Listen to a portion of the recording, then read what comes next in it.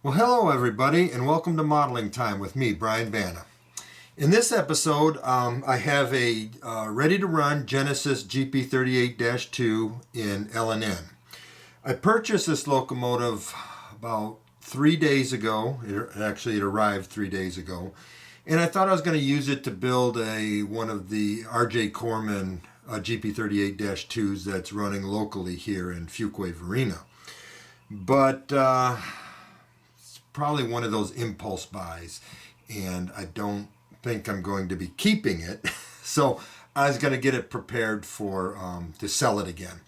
But I was going to fix it up. Well, not necessarily fix it up, but just make it run better and put sound in it. This was a non-sound unit. So this is one of the newer LED versions. So I haven't done anything to the shell or anything, no detail added or anything. I did clean everything up, and I'm going to go through all that real quick. So let me get the camera set up over here, and I'll go through what I've done internally to get this thing ready for sale.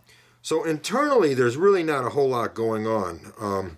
I did remove these wire nuts, I guess that's what they call them, or these things that hold the wires in place, and I soldered all the connections in. Let me zoom in a little bit.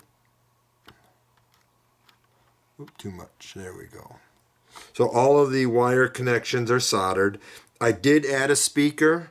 You can see here that I've milled the rear weight so the speaker enclosure can fit perfectly in there and be the same size as what the rear weight was. So I got a dual speaker. There's one here and there's one here.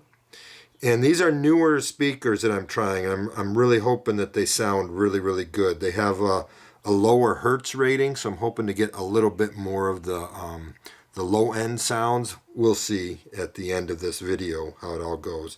And soldered it all up, so this will fit right back in where it's supposed to go. The screws will go through here. This on top is just masking tape that I colored black with a Sharpie marker so that when you look through the fans you won't see all of the different wire colors and such. So everything fits perfectly back on there. The other thing I did on the shell, during assembly there was some discoloration where they scraped the paint off of the air reservoirs, so that was all repainted.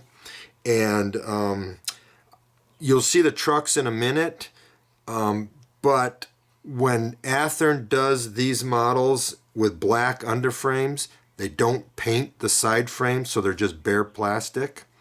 So those have been repainted, and in order to get everything to match up, after I painted the trucks, I put a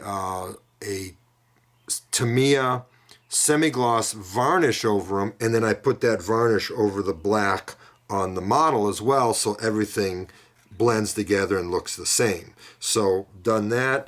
Some of these sanding hoses were not all fully glued in, so those are all glued in, so everything's all fixed up.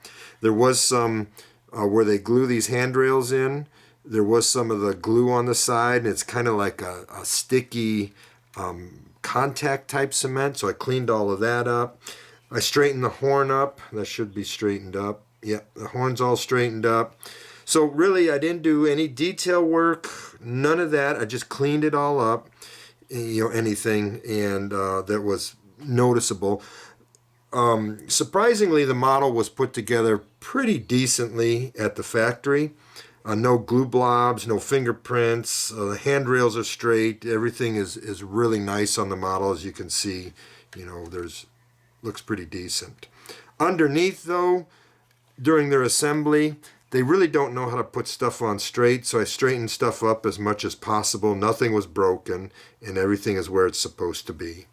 I wasn't about to attempt to unglue everything and try to straighten everything up, so everything is as is from the factory. This will get a Loksound 21-pin decoder put into it. That'll be done once I finish everything up. I've got all the other parts, the front weight, that goes in here, and I'll get that screwed down when it's time to put it all back together. But I have to get the trucks put back together first. And I put I took these McHenry couplers or whatever Athearn's using, took those out, and I put in some scale head whisker couplers, so those will be put into here. And when I go to sell this, you'll get this board, you know, the original board that came with it that goes over the 21 pin for just running DC and everything else. So right now, let me go get set up where the trucks are, and I'll show you what's going on with all of that. All right, well, here we are over at the bench with all the truck parts. And one thing these people that work for Athearn or work in the factory that assemble these things, one thing they know how to do is load these things up with grease. There was oil and the oil from the grease all over the bottom of these side frames. I'm sorry, all over the bottom of the gear towers. All over the inside of the side frames. It was everywhere. I mean, I opened these cases up and the grease, you could fill up a nice little bottle full of, not really, I'm exaggerating, but you get the idea. There was grease all over the place. Now, when I ran these, when I ran this model for the first time, this is a brand new model, bought, basically from the store. And when I ran it, it ran pretty good for the first, maybe on my test track, maybe 5 or 6 times going back and forth. And then it developed a little bit of noise going forward. Going backwards, it ran silent. It was great. Running forward at top speed, it gave a little bit of a, like a whirring sound or a shushing sound or something like that. It wasn't a squeak or anything like that. And it ran fine. It just had a noise to it. So I said, oh, okay, I'm just going to take it apart. I'm going to clean everything up. So took everything apart, cleaned it all up. I use this stuff here. This you can get at your local auto parts store. It's really good for cleaning up grease off of these parts. And when you spray it out, it foams up, and then the foamy bubbles kind of break down, and it just turns into a liquid. And I let it soak for a little bit, and then I come in with a toothbrush and I scrub it out. Before I spray all that stuff on, I clean all the grease out with Q-tips, Q-tip things. I wipe it all out, get as much of the heavy grease out as I can. Then I spray it down. I let it soak for maybe an hour or something like that in the foamy, bubbly stuff or whatever it does. And then I use a toothbrush and just scrub it all out. I rinse it off in the sink, and then I come back with some Dawn dishwashing liquid and a toothbrush and scrub all the remnants of anything out. So everything's clean like it just came out of the mold. Then I put all these gear towers back together, and I stuff them full of paper towel, and then I grit blast them, and then I get them painted black. And I use Tamiya X18 semi-gloss black. Get those painted. Same for the side frames. Side frames get grit blasted, front and back. And what I do on the back to protect the pickup strips is I put some of this Humbrol Mascol. I put a nice blob of it over the pickup strip, and then when you take it off,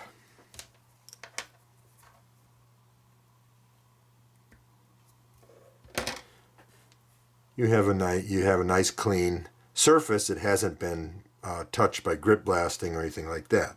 So that's what I do there. And then, of course, I paint them with the same paint. And that way, everything will have the same finish to it, from the frame, the fuel tank, the trucks, the gear towers, and all that. On the wheel sets, I clean them up, of course, with everything else, scrub them down, and then I mask them, and I paint the wheel faces, Tamiya XF10, flat brown. And then I use, after that has dried for a number of hours, I come back with pigment setting solution, spray it on there, and then put pigments, and I do the weathering on the wheel faces. That way you don't have shiny wheels. So everything here is super clean. So what I'm going to do right now is I'm going to take these gear towers apart. I'm going to clean everything out because there might be a little bit of grit inside that made it past the paper towels and stuff. So I'm going to clean the whole inside out, get it nice, shiny clean. And I'm going to properly lube these things. I'm going to be using this Labelle 106 for all of the gears. And I'm not going to cake it on. I'm going to use a paintbrush, something like that, or even basically like that.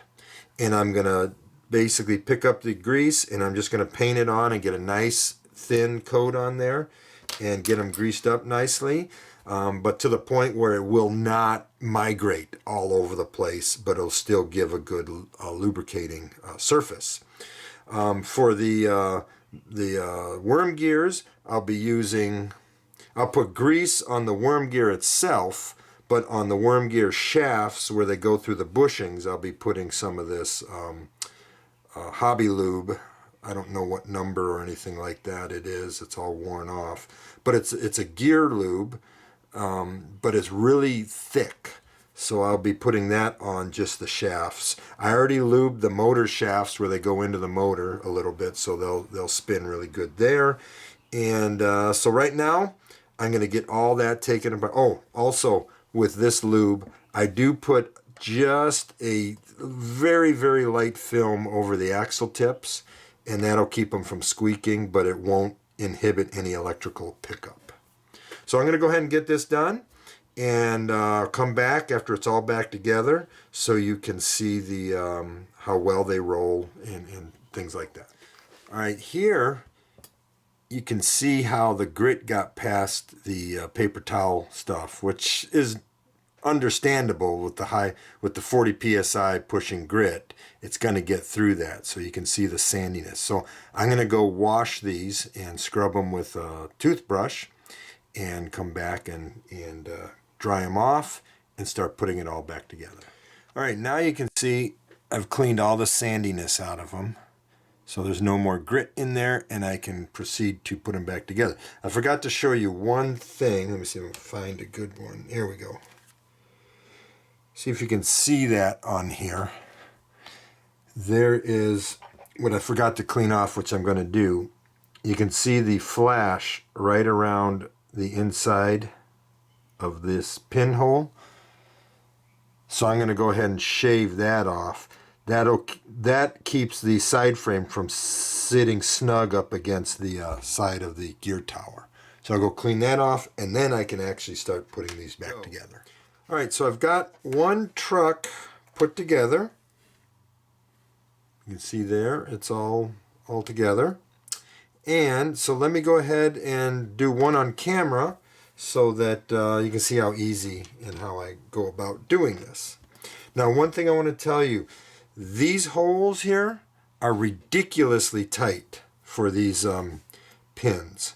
So one of the things I do first is there's some flash on the ends, so I just clean all that up. And these holes are not tight because I painted the pins. There's very little paint on those pins. The holes are tight because they're too small. I mean, they're really, really tight. You need a lot of force to push these pins in, and as I remember, it was a real pain to get those pins out also without breaking them. You can break these pins real easily. So what I do is I take this pin on the side frame is 100 thousandths. So I take 108 thousandths drill bit and I clean these holes out.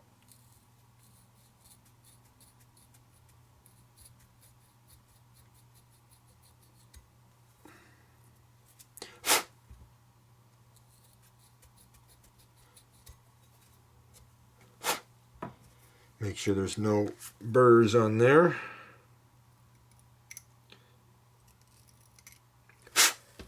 There's one.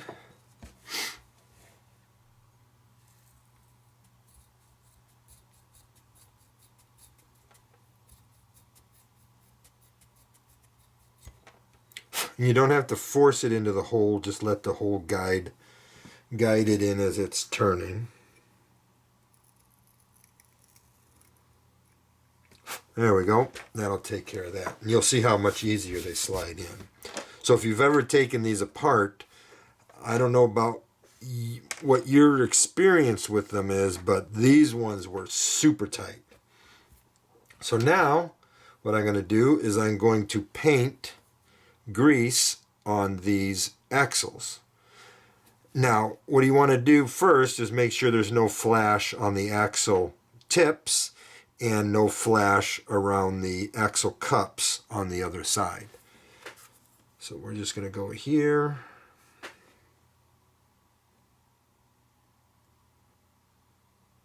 Get some grease on the shoulder also, because those gears might move around on the inside. So you want grease on all your bearing surfaces or surfaces that your gears will touch. There's that, and then I just want to put a little bit of grease on the shoulder on this side.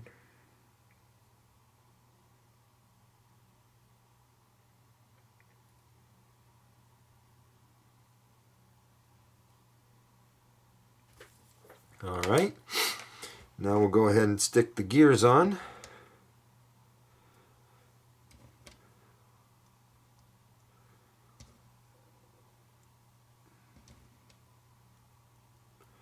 We'll put the two halves together.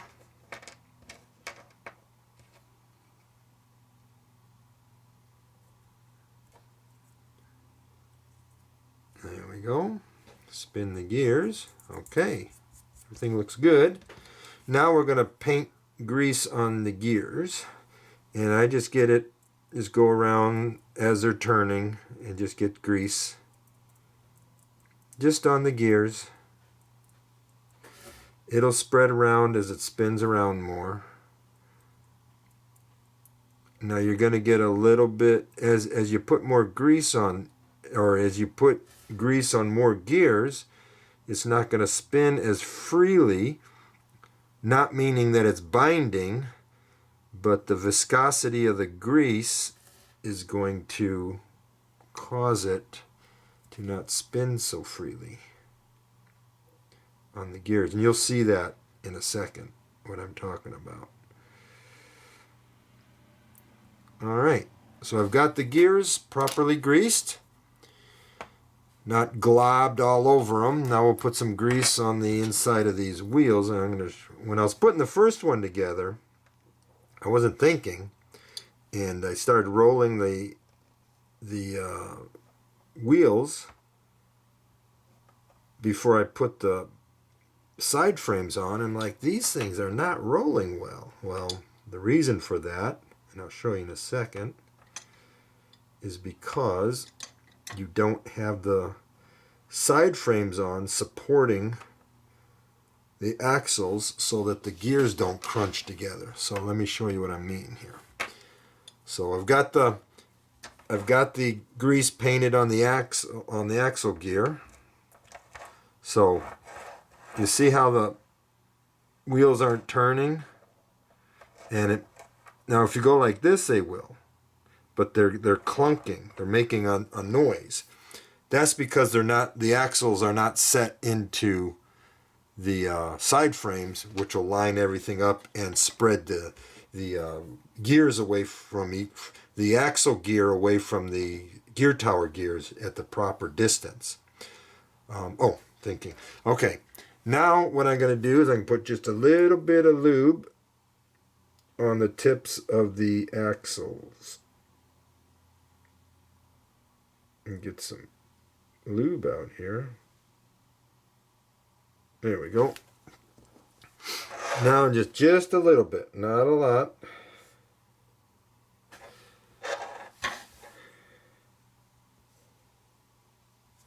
One thing I forgot to do here first is put these screws back in.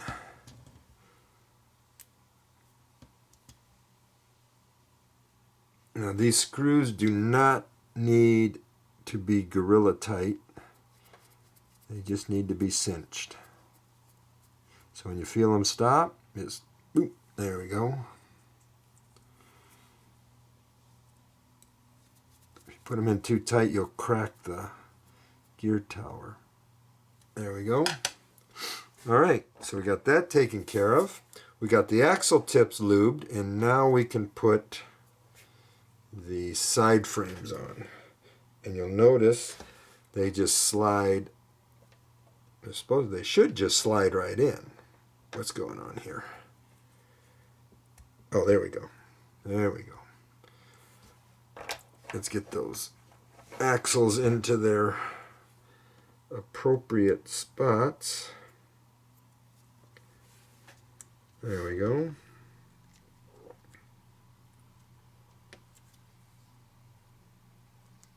There we go. And then we'll put the other one in.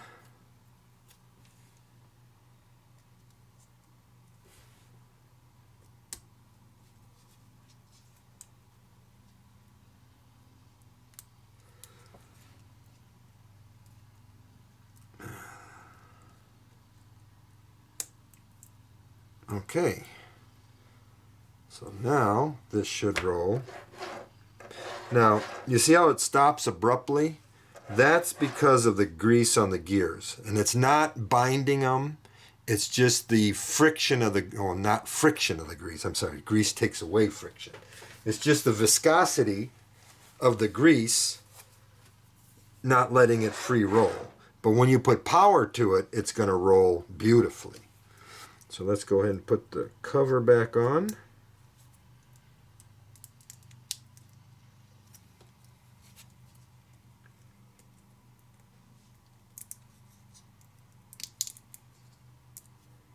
There we go. And clip the wire back into the little harness there. There we go. And there we go.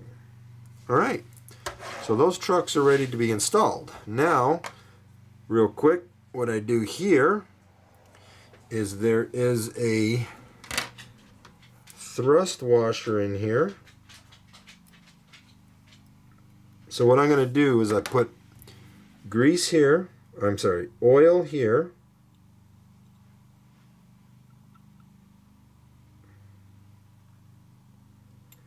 And I put oil here. And I got the other thrust washer on the workbench. So I'll put the thrust washer on and then put this on. And then I will paint grease over the worm gear.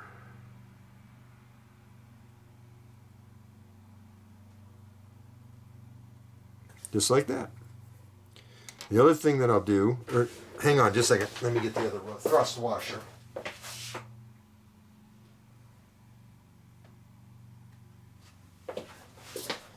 Sorry about that, everybody, I wasn't ready. So let's put the other thrust washer on there. Put the bushing on there, and that's ready. I got to be very careful what I do here because I'm getting oil on my paint area. All right. Now, you want to lube every surface that moves. So we're going to take just a little bit of grease and we're going to put it into the bell housing and a little bit on the shaft. There. There we go. And then we're going to put a little bit on the hex nut.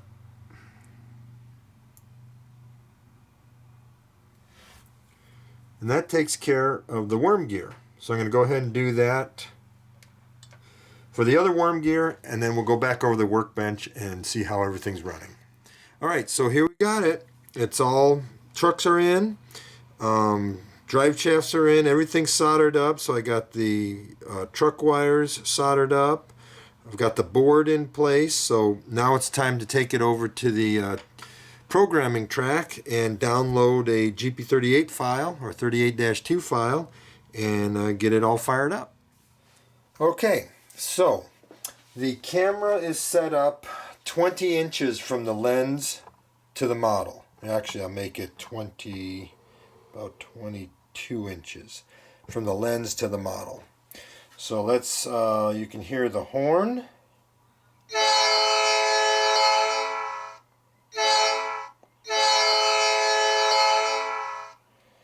The bell.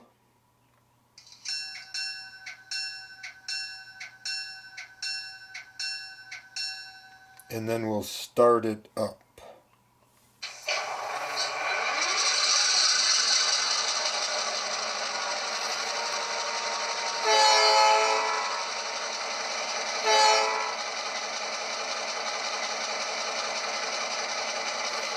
Okay, so let me move the camera so you can see the front headlights.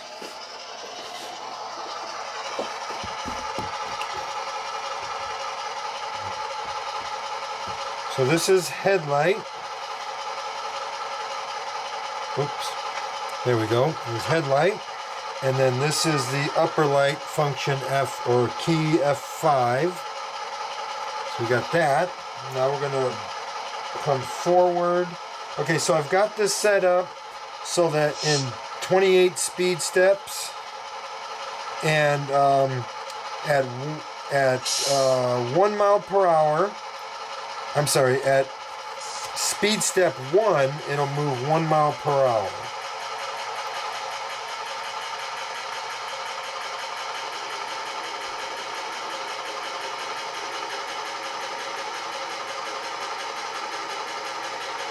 And then I've got it at speed step 14, it'll do 30 miles per hour. And speed step 28, it'll do 60 miles per hour. So we'll just bring it up a little bit more.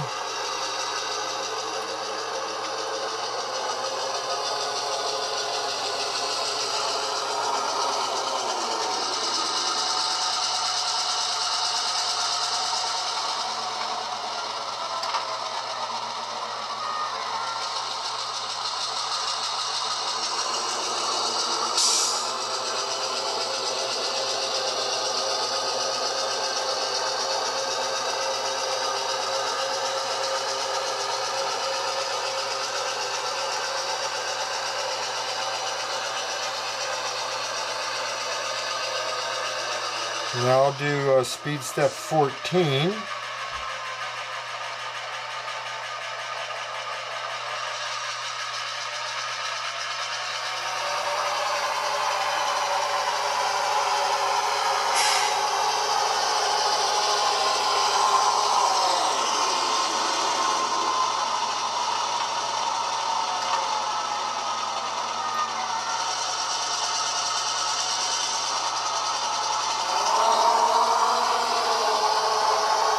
And then I will do speed step 28.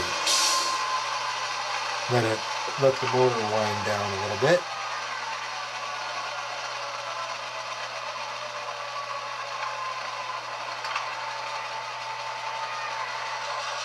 Let it move back a little bit. Okay, let's do speed step 28 coming forward.